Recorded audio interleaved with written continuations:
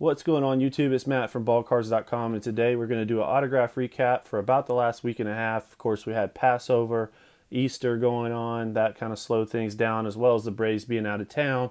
But I did go out of town with the Braves. We went to Cincinnati to commemorate Ronald Acuña Jr.'s first home run. Came back to SunTrust Park on the Friday one-year anniversary of Acuña's first home run, and have some more details about that in a second. But without further ado, we're going to get into this autograph recap. Wasn't really heavy. The Braves just are not a good signing team right now, at least on the road. They have implemented a policy not to sign at the hotel this year. I have a big feeling that's because Brian McCann coming over from the Astros, where they have a similar policy where they hold each other accountable. If one of the players signs an autograph at the hotel or outside the stadium, they get a $500 fine from the team. Didn't affect the coaches, although I didn't really go after the coaches, but it did affect some of the other players. So this is what we were able to get. Basically, before the Braves went out of town, they had a day game, and I was able to snag two Kevin Gossmans. I've already got this 16 Heritage, but this 19 Heritage I did not have, so I was very happy to add that to my collection. And that was pretty much it the week before Easter. Pretty sad. But if you're watching the break videos, this is really the highlight of the week. I got this Sully Matias Green Shimmer. I pulled this out of a retail hanger pack, and that's a pretty cool card. I was happy to add that, and not sure what I'm going to do with it yet. I'm probably going to send it off to get graded, but still pretty epic card to pull out of a retail pack. Now, when we were in Cincinnati, like I said, the Braves have a team policy where they don't allow the players to sign autographs at the hotel or pretty much outside the stadium, but we're able to get a few coming in. First of which is Jesse Biddle. Super nice guy, had really bad luck on the road trip and another bad game when he came home, but I'm hoping for the best of this guy. He has really good stuff, and I'd like to see him do well.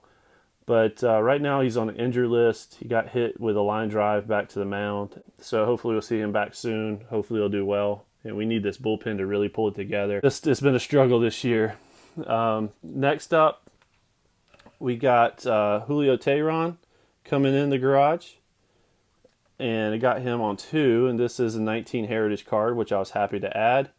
Didn't have that one done yet. So that's that. And lastly, for our trip to Cincinnati, got Josh Tomlin on a couple of cards. I've never met this guy before. He was pretty nice. I don't know why such the variation in autographs, but that was signed back to back, and that's what he gave out. So anyway, hopefully they match a couple of his other autograph examples out there. Today, the Braves had Alumni Sunday, and they had a few of the old players come back. One player that was excited to come back was Nick Asaski, because this would have been his first time back to do an alumni signing, and he canceled, unfortunately. So we did get to meet, again, Alejandro Pena, who pitched for the Dodgers, the Mets, and the Braves on 2 early Dodgers cards, I believe at 85.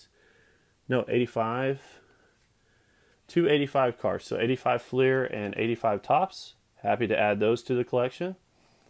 And also got a Marvin Freeman, and he was only signing 1 per today, so that's kind of weird for him. But anyway, I like the look of this card. Look at the focus. He's going to deliver a filthy slider probably. Lastly, the historic pitching coach, Leo Mazzoni, was nice enough to sign. Didn't really have anything specific for him, so I wanted something I could use for a cut autograph, maybe for a picture down the road. So I got this done, but also got this done because I realized that these cards have a design on the back. So what we're going to do is, if you've watched to the end of the video, if you will go and make sure you're subscribed, like this video, and put a comment down below, I'm going to give this to somebody that comments on this video. And that's all you have to do. So if you're watching the video, pay attention, and you have a chance to take this home. This is the highlight of the week. This is the Ronald Acuña Jr. bobblehead that they gave out on Friday. That was an insane game. There's only 15,000 of these that were made, and it was a madhouse. It was probably the biggest crowd I've ever seen pre-game at SunTrust Park. This box is really cool. Probably one of the best box designs.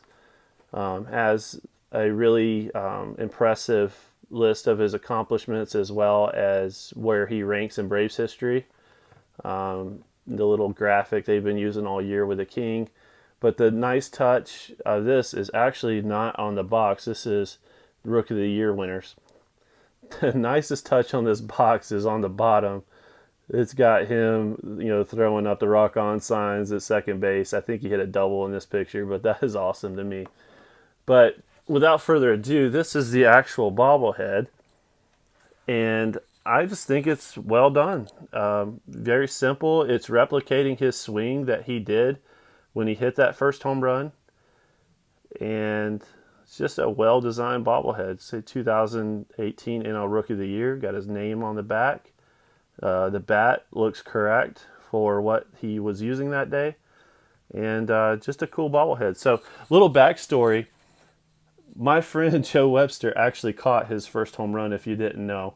And when we went up to Cincinnati, the real purpose of us going up there was to commemorate Joe catching that first home run in the 1-year anniversary. So we got to do that. Here's a couple pictures that we took. And it was just a fun trip, regardless of how we did on autographs. But I hope you liked this video. If you did, please hit that like button. Consider subscribing. And if you want to win this Leo Mazzoni signed card, drop a comment below and we will take care of that for you. All right, thanks guys. We'll see you later and take care.